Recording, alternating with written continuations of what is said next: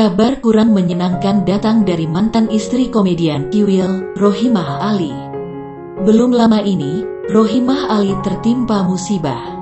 Rohimah jatuh dari kamar mandi hingga kaki kirinya terluka dan harus diperban.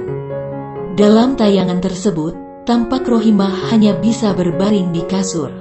Kaki kirinya diperban dan disanggam menggunakan bantal.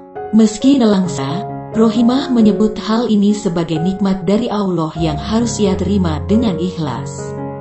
Ia lalu menceritakan kronologi dirinya bisa terjatuh hingga cedera. Rupanya, kala itu kondisi Rohimah memang sedang tidak stabil. Diceritakan Rohimah, sang kekasih, Romi, panik saat mengetahui dirinya terjatuh. Tak lupa Romi menyemangati Rohimah agar bisa lekas pulih.